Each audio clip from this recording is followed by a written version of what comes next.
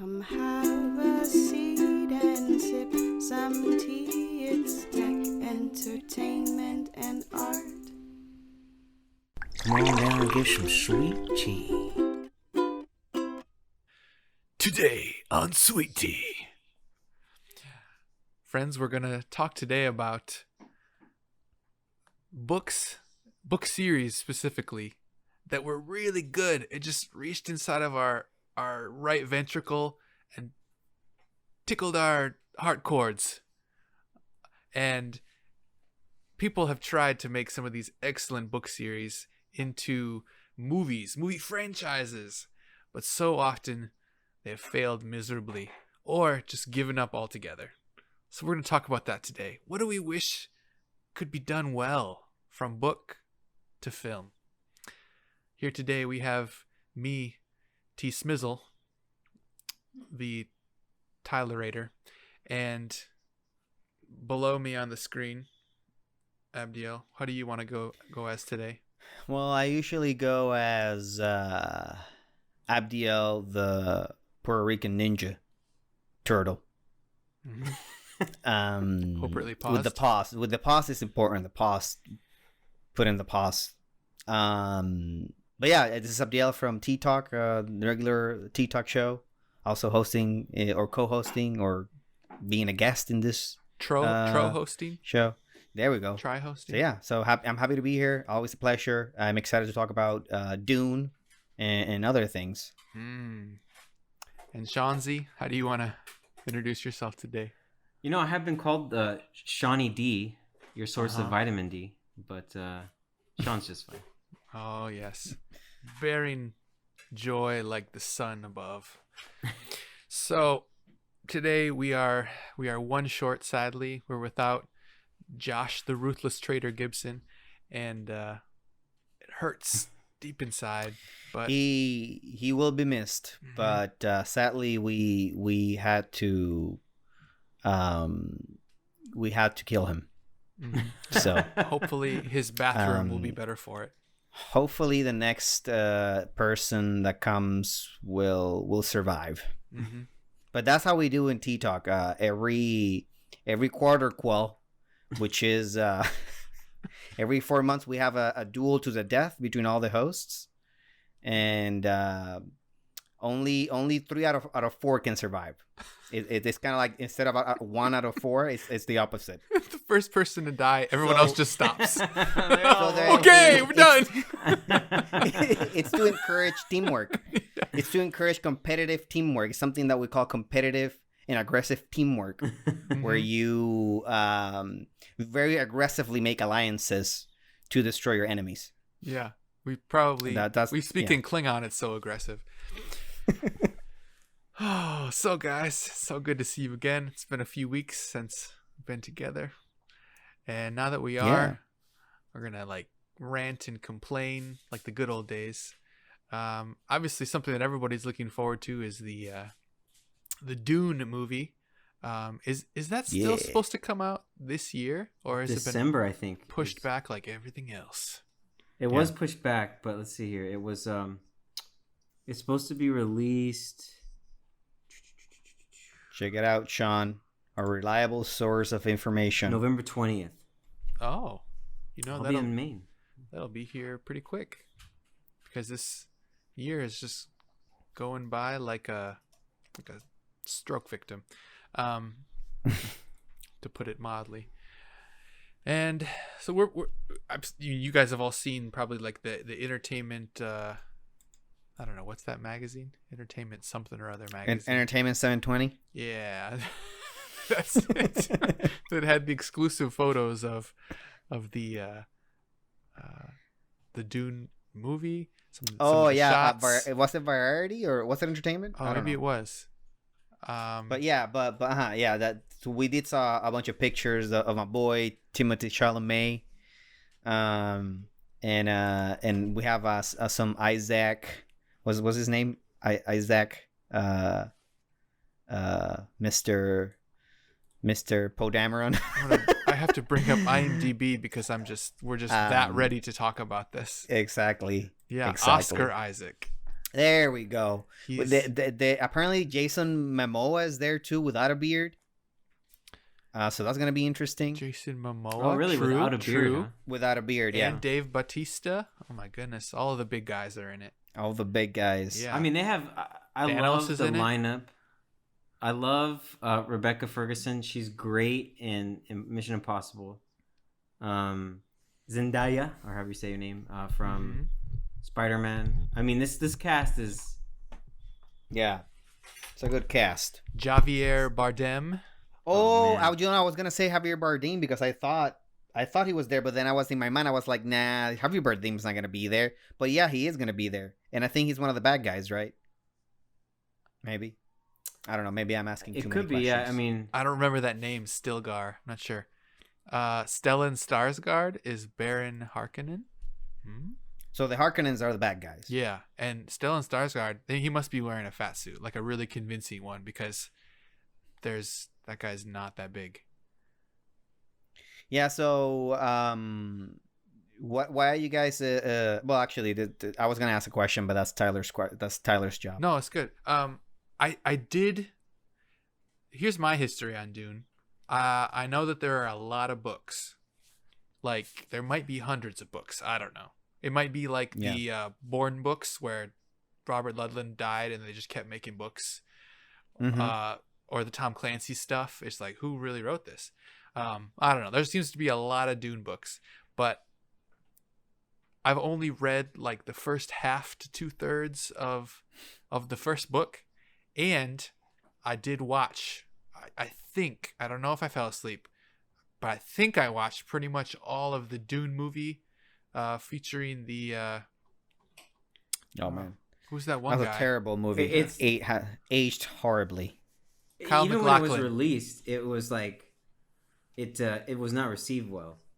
Yeah, you know that there's also the TV channel Sci-Fi. They also made a miniseries, TV right? series, a miniseries. I on wanted to Dune. see that. That was received well, I believe. Yeah, that was received well. So it is on Amazon, and I started watching it there. Huh. I think it's on Amazon for free. You can just go ahead and watch it. Oh, is it the IMDb channel or whatever? I've Yeah, seen they have yeah. free stuff with commercials there. Yeah. So like that, yeah. I'm gonna look The- at it right the- now. Yeah. Director of photography for Dune is the same one who did Rogue One. So that I am so excited because that is visually, personally, how I've always wanted to see Star Wars. Was like, okay, if Star Wars was actually happening,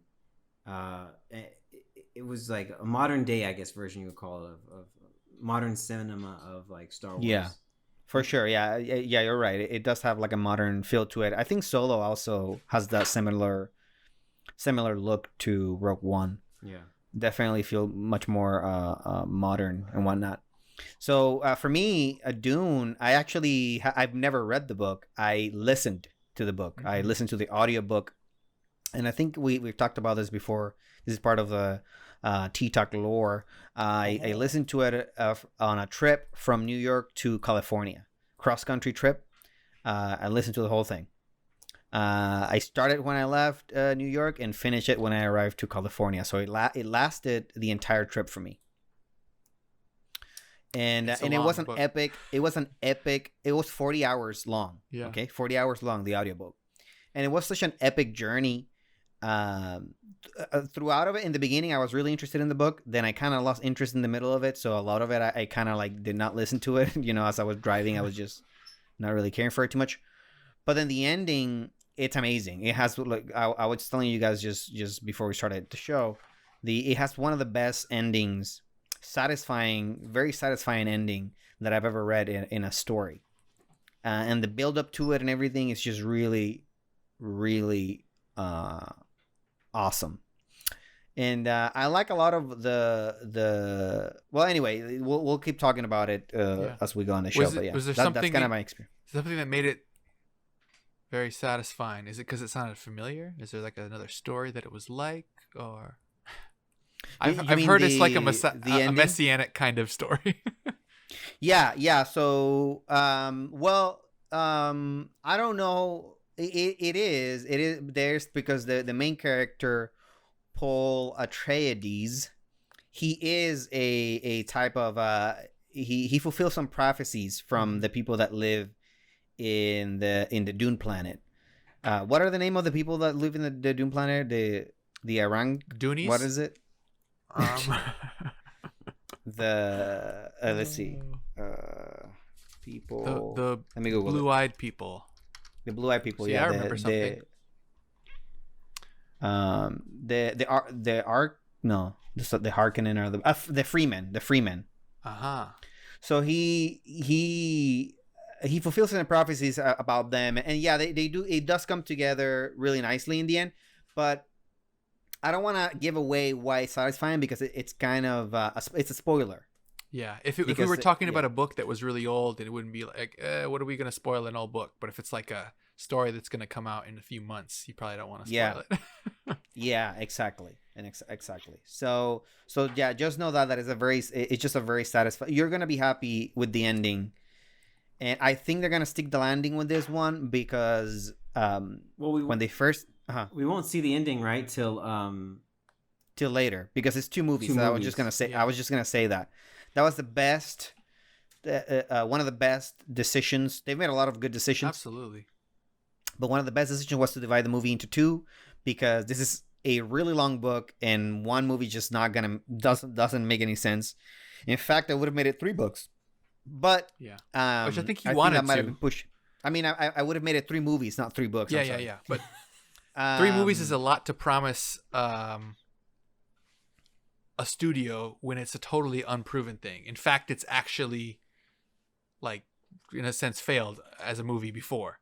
So they're like, are enough people going to be into this really dense story? Yeah. If it's done well, then of course 3 movies is going to work great. But 2 is all you can really squeeze out of somebody. I think, well, like I said, and like I know Sean also only read half of it, and I think everyone falls asleep towards the middle of it. Mm-hmm. So I don't mind if they remove a lot of that part and make it into a more concise story. I think it has even the potential to be even more satisfying because you don't have to wait. You don't have to read for 20 hours before getting to that ending. Or in my case, you don't have to hear an audiobook for 40 hours to get that ending and move on with your life. So making it a 2 movies, probably they're gonna be like 2 hours and a half long, so maybe 5 hours in total. And getting that story out there, I think it has the potential to be very satisfying. And of course, if it doesn't do super well in its 2.5-hour runtime, we'll be able to hope and possibly 4 or 5 years for people to demand the release of the Villeneuve cut. Yeah, That will be 4 or 5 hours long. Yeah. Well, you know what? I just kind of realized we haven't really we haven't really told our audience what Dune is about. Should we do that? Just to give them a little bit of an idea. Okay, but without looking at all on the internet, just from memory, we have to produce something, a synopsis. I'll start. Okay. There's a family, and they have some amount of power in the galaxy, but not like a predominant amount of power. There's like some sort of royal house, right? The Atreides house. Yeah. And they're off on some planet that they like rule or whatever, but they're leaving it because they somehow got rulership of this. Okay, the one thing I did read. Sorry, I got the name of the planet. Arrakis. Arrakis. Arrakis. They got power over this certain planet, and it has this spice stuff that everybody wants. Yeah.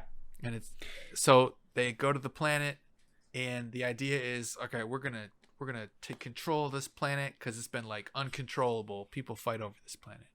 Yeah, and, because the spice has a lot of uses, and one of the things that it does is that it actually gives people powers. Yeah. So that's so it's a strategic resource, not just because when you talk about spice, you might think about food, and so you might think about what's that called? Like a glamorous resource. I think there's a different name for that type of resource. Like but in this case, a luxury resource. Yeah. Let's talk about civilization. Let's go with civilization terms. So it's not a luxury resource. It's actually a strategic resource, and it's the most It's like oil in that universe. It's like the most valuable resource. If oil made you feel good. Exactly, because it also makes you feel good. Yeah, so it works for like medicines. It works for a lot of things, and then it also gives you powers. Yeah. And if I recall correctly, too, his mom also has powers of a sort, too.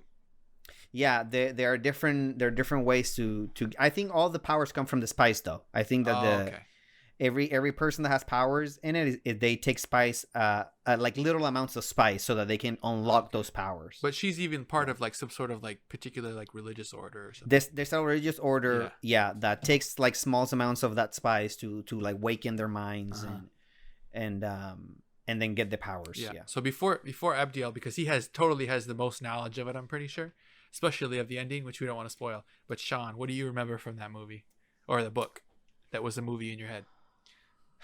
Man, I do remember the intro is pretty epic. I personally have a hard time visualizing that. Like, I mean, I guess I'm not spoiling anything in the intro, but like he puts his hand in some type of box, right?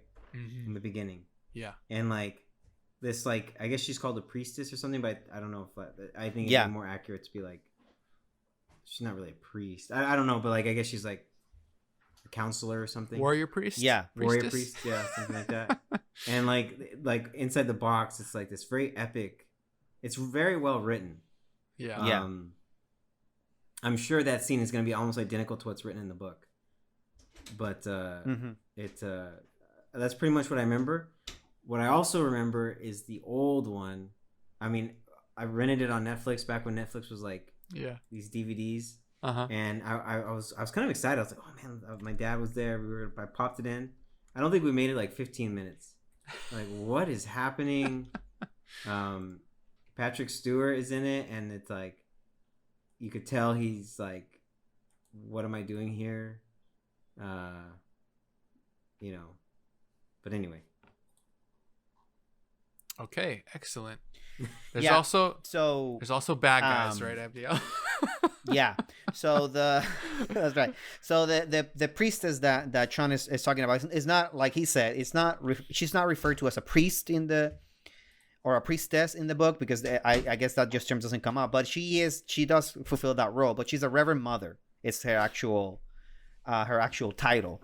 And the religion that they belong to is called the Bene Gesserits.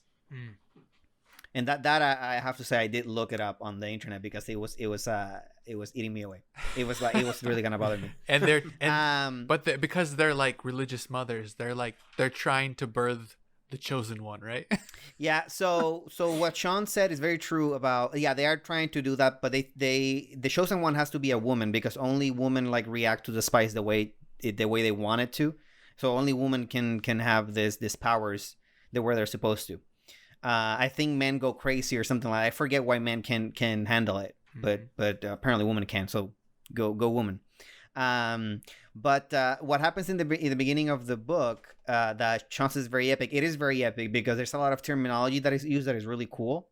Everything has a name. Like I think the box is called a Gundaba or something like that, and they talk about how about fear and pain are the fear specifically is the mind killer. And the reason why he has to put the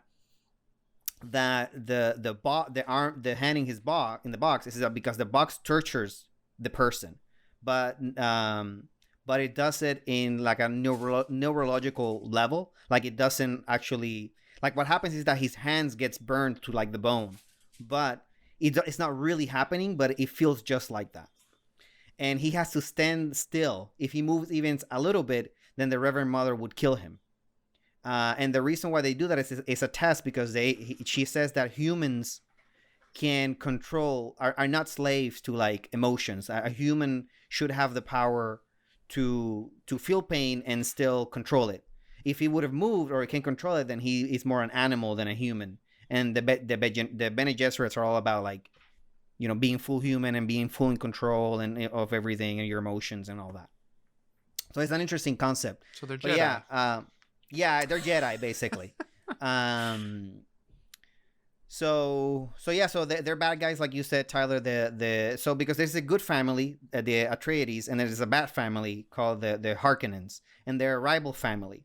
In this universe, there's a few royal families. There's one like centralized government. He's some kind of emperor or king, Mm-hmm.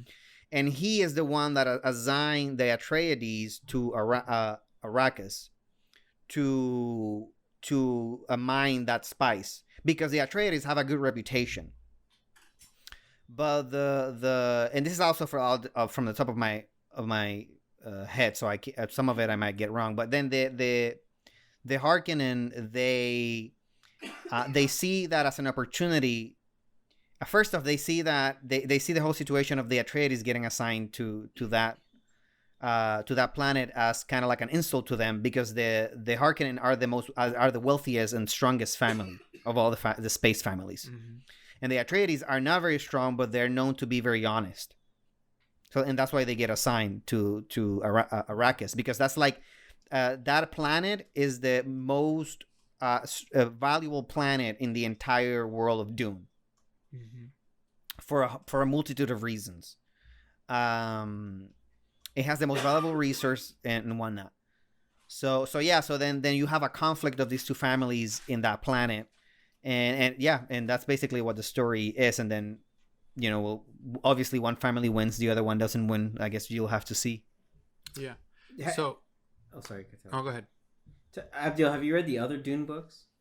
No, because the other Dune books are complete acid trips. So they're not worth it. I mean, if we have Dune fans, they're probably gonna like hate me for it, but they're completely insane. The first book, it's kind of crazy, but it's still pretty good, and you can see that it was made by someone that it's thinking reasonably. The other two books, he probably got into drugs because of all the success or something, and he's straight up tripping the entire time, and it's really not the same. I think the second book it's okay, but in the third book it goes completely bananas.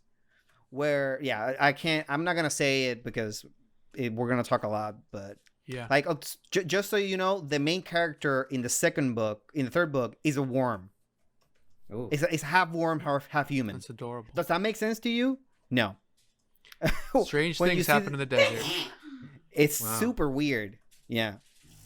Well, thank you for being honest in your assessment of the other books that you haven't read, because frankly, we have fans coming out our ears, and we can afford to lose the Dune fans. Frankly, just, Exactly. defense. Who cares? Good. So without going into the plot too much more, obviously we're excited, especially because of who's making it, the cinematography we've already been exposed to. We know the people involved are really passionate about getting it right, like doing a really good job with the story, but also making it palatable to general audiences in 2.5 hour time frames. And it's just, of course, really good that it's in more than one movie. So Dune's we think it's gonna be pretty cool. But now I also want to talk about what other like book franchises didn't make it off the ground, or they started and sputtered, or just no one knew really how to even approach it. Is there some other like sci-fi or fantasy books that you'd like to see made into a good movie or series of movies? Sean, anything on your mind? well, we were talking earlier before we started recording about Ender's Game, and I've read Ender's Game. There's 4 or 5 books for the story of Ender. Yeah. And then there's a parallel story, semi-parallel story of a character named Bean. Mm-hmm. And the first book's Ender's Shadow, and I think there's 4 of those books. So I've made it through 3 of the books for each series and sub-series. And it's extremely difficult to get Ender's Game right because it's kids, I think. Yeah. Kids learning war. Yeah. So, and I think the impact of what's happening doesn't hit you as it would in a book. What's actually happening, because you have to push it with narration, or not sorry, narration, dialogue. You have to push it with dialogue, and so like a realization won't have the same effect if someone's saying like, "Oh my gosh," especially if it's a kid. because the ending of Ender's Game, there's a pretty big twist. But I remember reading it and I was like, wow, that's amazing. But I just didn't feel like the movie was that great. Personally, Yeah. Oh, because and I think for the same reason that hopefully Dune will be good is that you could have easily done it in 2 movies. I think, like maybe one where he's like in, maybe like the beginning through like a considerable amount of battle school, and then I think he goes up to command school in like later on, and then if critical events happen, and then more stuff happens on like a planet or whatever, and it's just there's more build up, more character development. It could have been a 2-movie event. They rushed. Sorry, Tyler. Yeah. No, go ahead. And like at the beginning when like him and Peter are fighting in their room, like Peter takes over the planet. He takes over Earth. Like he starts in the other books, he like rules the planet, and then the sub character Being goes and tries to conquer him. But anyway, it doesn't, like, you have to make it believable. I feel like to make, I don't know, it just fell short for me on the kids. Yeah, okay, but you mean even from the book, it just falls short. Even in the book, you mean? No, right? No, I thought the book was excellent. That's good. Yeah. Oh, okay. Well, because when you read a book, maybe you're willing to accept, maybe like the suspension of disbelief is like higher, and you're willing to accept certain things as possible. But when you see them on a screen and it's actually being played out in front of you, you're like, oh, actually, this makes no sense. Yeah, not believable. But when you're in the mind of the character and you're forced to make everything come alive in your head, obviously the writer did it enough for you that you're like, okay, I can imagine that. Yep, that makes sense. Your brain just connects the dots. But in a movie, you're asking someone else to connect the dots for you, and you're being very passive about, okay, entertain me. Better do a good job. Which the visuals were fine in the Ender's Game movie. It's just everything. Yeah. Everything was so fast. And it's such a classic novel, the first book at least, that I think probably people expected a lot out of what they were gonna cram into one movie. And it was all very fast, and Han Solo couldn't have been more checked out. What is with Harrison Ford these days, man? I feel like he just kind of, that dog movie he did.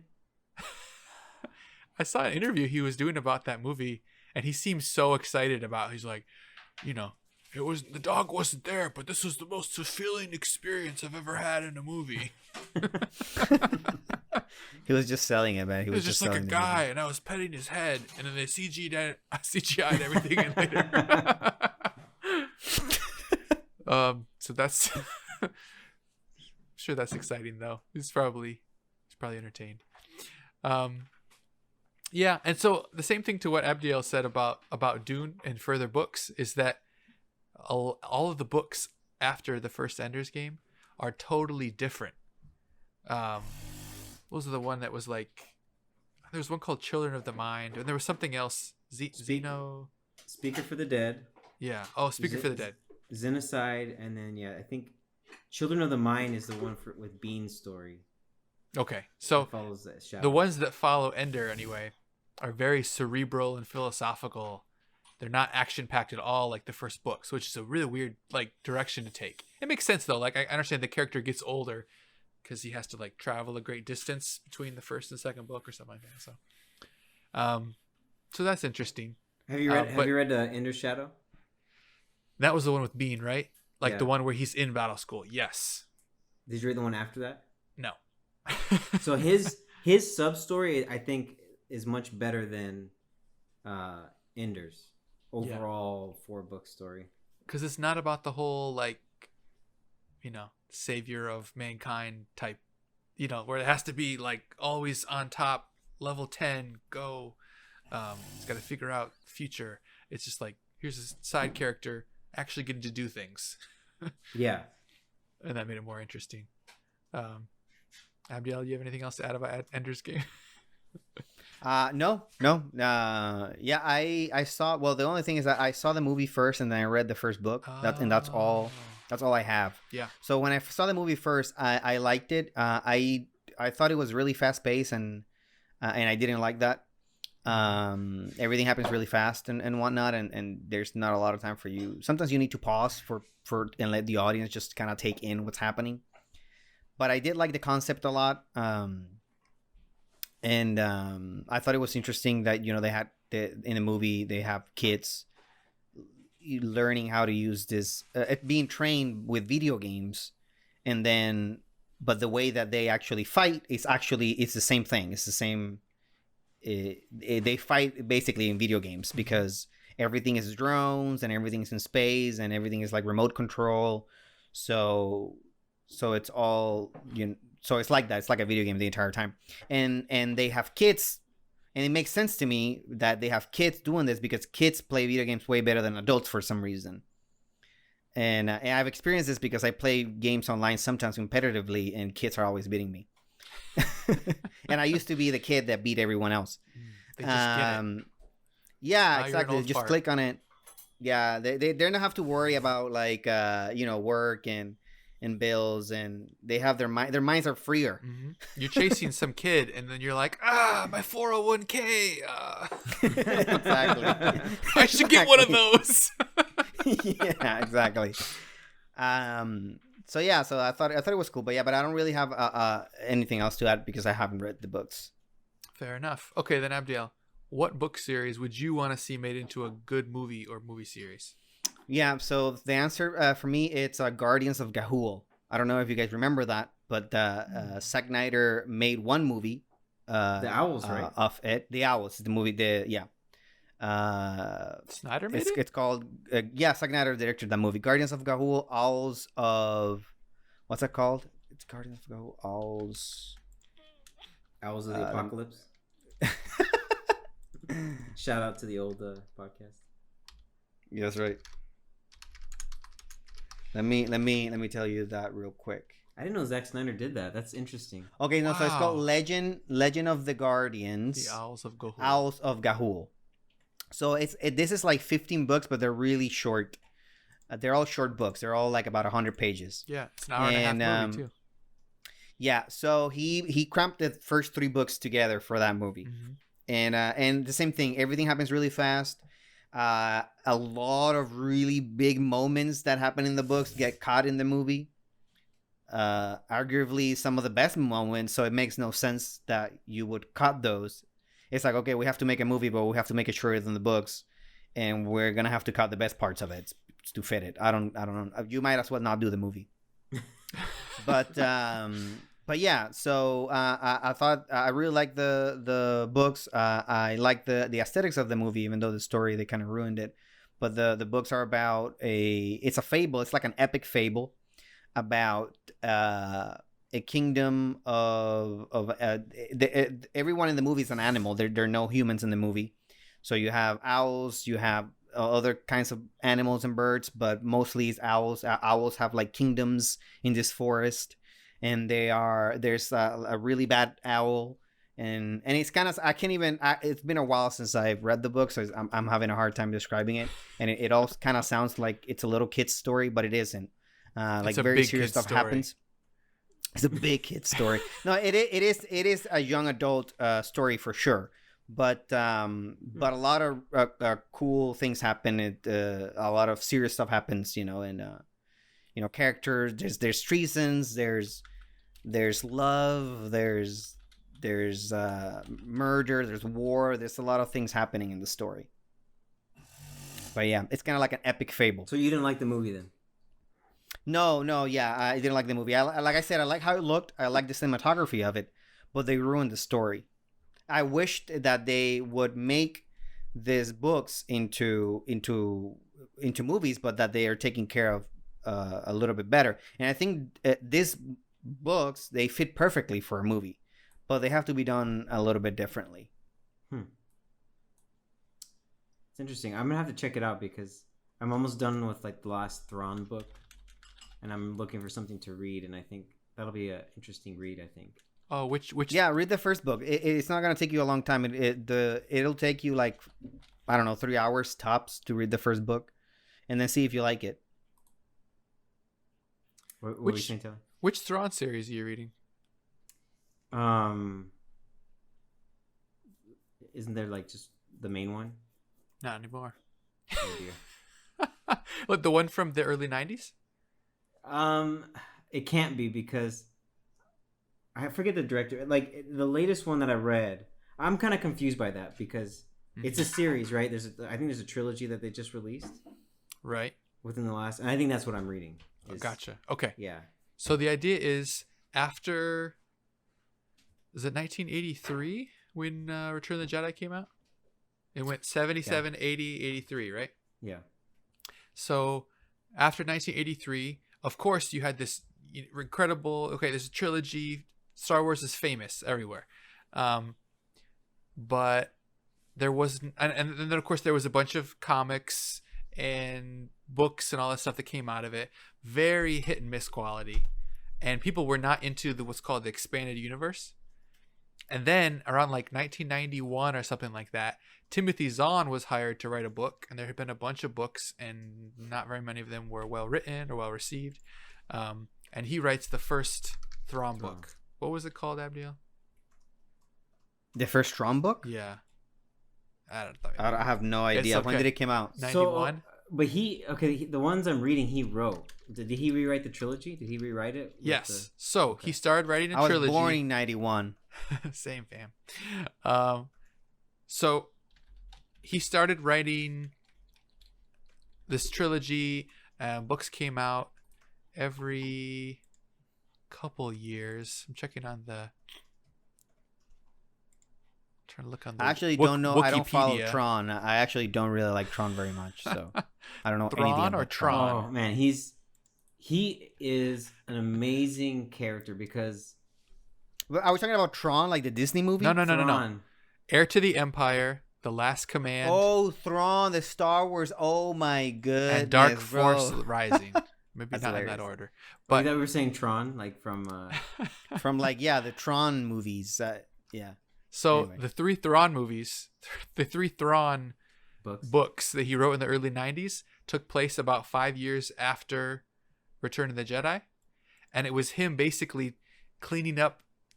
He was a Grand Admiral that was basically took the remnants of the Empire, reorganized them, and faces off with the New Republic. And he's this like master tactician, as you know, basically what the character's like from the newer books. But so he's the same guy, but this is 5 years after Return of the Jedi, and he's like basically leading the Imperial remnant. Really cool, and it's all interactions with Luke, Leia, Han, and so forth, and Chewbacca. But totally different stories and totally worth reading. But basically, it reinvigorated all like fictional Star Wars stories, and they were what everybody was crazy about until 1999. Phantom Menace comes out, and everyone is distracted with George Lucas stuff again. But it basically like kept up the popularity enough that George Lucas is like, yeah, I can make more. People are still into Star Wars. So that it's really good stuff. Then of course it was all made not real. Basically Right. when Disney bought it, they declared everything, all these stories non-canon. They tell you what happens 5 years after, Return of the Jedi in their own books and stuff. Which But makes they no bas- sense. But they basically approach Timothy Zahn, right? And say, everybody loves your character. Can you do your character again, but according to our rules and timeline? And he's like, okay. So he writes more books, changes his backstory and when he was basically active, and then writes that around Disney's rules, and it still comes out great. It is great. Yeah. It's basically during the Rebellion time frame then, instead of after Return of the Jedi. Yeah. So he's not interacting with obviously like the Luke, Leia, Han characters. It's interacting with different ones, but it's still very well written, and so it's all good. Like he's more interacting with Vader, whereas old stories nothing to do with Vader. Vader and the Emperor and Lieutenant Krennic, the guy in Rogue One. Mm-hmm. It's kind of his nemesis. Yeah. He's all against the Death Star project. He knows it's a junk idea. It's so interesting. Like, that's a very interesting concept, how like the Death Star was a waste of time. And I was like, yeah, You know, right? Like, oh yeah, you know, Mhm. as a kid, you're watching, you're like, oh, the Death Star, oh man, they blew it up. But you think about it, like, you pour that much assets into one thing, one project, you're like, wow, that was Yeah. not smart. Basically, the problem he recognizes, because he's a master tactician, he recognizes the issue is if you're going to rule a large empire, you can't have very thinly spread out military and pour everything into one project, like you say. But the emperor is basically like, you know what? I like what these guys are saying. Make a big thing, and everybody will just be so terrified because you can blow up a planet that nobody will get out of line. Where he's like, I don't know. I think if you build up that military and you just keep the presence throughout the galaxy, you can actually maintain the command. Because what if something happens to that one thing you poured all your money in? And that was what happened.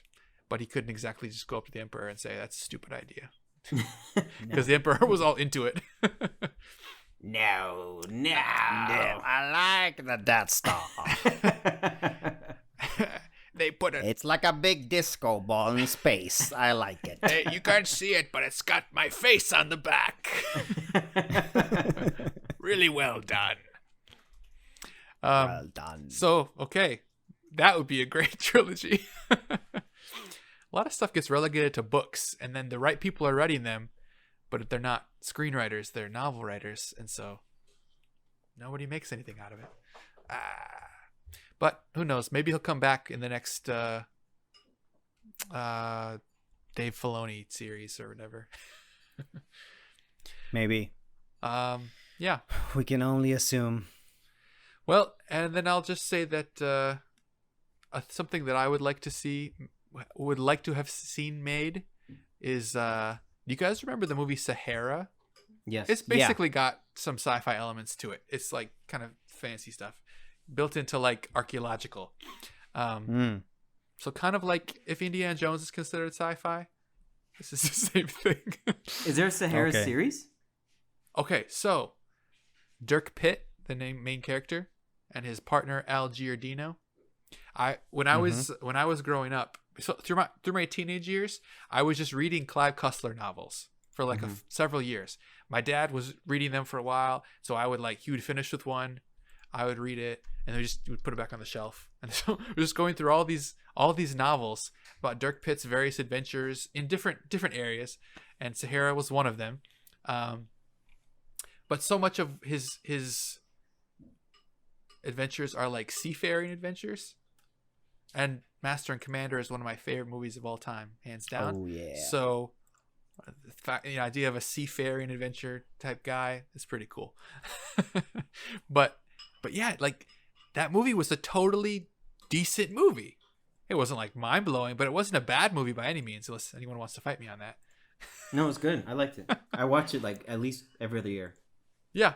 Yeah, it's a really good movie. Yeah, my wife and I really like that movie for sure. So I don't know why they didn't want to take another chance on that.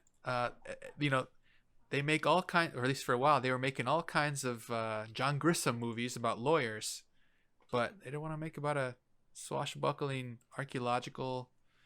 Maybe it's that he's too close to Indiana Jones. I don't know.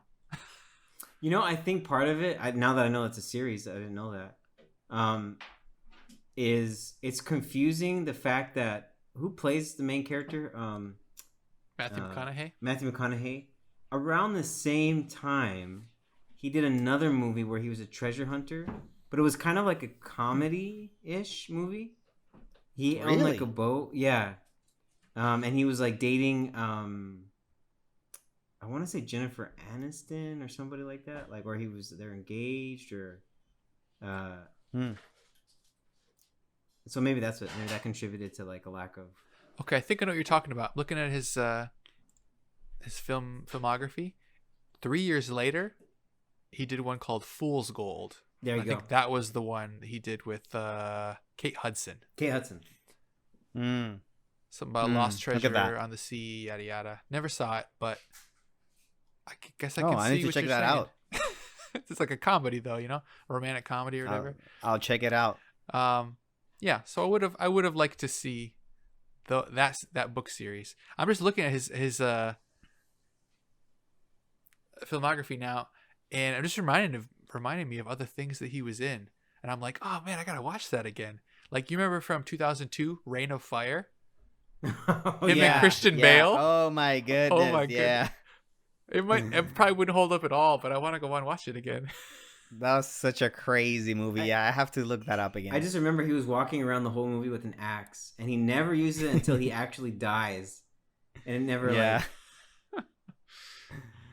was a crazy, crazy movie. Oh my goodness. And then in 2000, Anyway. he made a movie called U-571, where he was like a captain of a submarine. I think that one was actually pretty good. That was a solid movie. It was pretty cool. I Oh, like need to check submarine that out. movies. I don't think I've seen it. I Yeah, can't- submarine movies are I cool. can't think of any bad submarine movies I've seen. But anyways, so now you, dear listeners, you know some of the things that we would like to see made into good movies. And Hollywood is so political. There's so many like behind the scenes reasons why, you know, financial reasons, people that they want to do the parts. The actors have all these demands, and that won't work with this person, and I need this. I don't know. So there's so much like real world nonsense that stops the things that we would like to see from actually being made, but we can always wish and fantasize about it. I have a question for you guys as we Yeah. close, if we are closing. Do you guys care about Avatar 2 and 3? Oh, is that still happening? That's my thought. There you go. I don't think anyone really cares about those things, but I know that when they come out, people are gonna go see them. Yeah. Well, yeah. I think so. They're not going to be anything approaching. The novelty of it is gone. People know Yeah. what happened. They're not going to expect anything to blow their mind again. Mhm, Especially they know mhm. that the story's not going to be all that great. Yeah. Might look good, but yeah. So Okay. this was amazing, guys. It was enjoyable. Let's hope was that good. the This was people who good. wake up at this point in the show can just hear us say that was the greatest conversation of all time. And Yeah. I think we all deserve a so. PhD for the dissertations that we all just gave right now. This is No, I think so. It would only be fair. yes. So now that we're all left smiling and satisfied, we can end on a little ditty that Abdiel's been preparing for you the last 3 or 4 weeks, just waiting to project. Play us out, Abs. Okay. See you, everyone.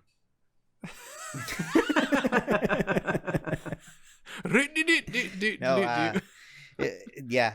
Take care, everyone. Thank you for listening. We love you. Please give us comments on the YouTubes. Think about supporting us on Patreons if you want. That would be real cool of you. That would make you a real cool dude. You'd be a real cool dude if you support us on Patreon or girl. But you know what we care about the most is actually not money. It's about you being involved in the show. So anyone out there listening, please go ahead and leave a comment either on our Patreon direct message. You can email us directly at the email that you're going to hear soon in the end credits, or you can just leave a comment on YouTube and then maybe talk to us about a movie that you would like, or a book that you would like to be turned into a movie or whatnot, or what movie that was based on a book that came out you liked or didn't like, whatever it is, and we'll talk about it on our next episode. Maybe a movie that you'd like to see turned into a book. Like you saw it in 2 hours Yeah. and you wish I There we wish I go. could experience this only in words for like 10 hours. Yeah. Yeah. That's exactly the point I was going to make, was that money is good. That's fine. But questions are better.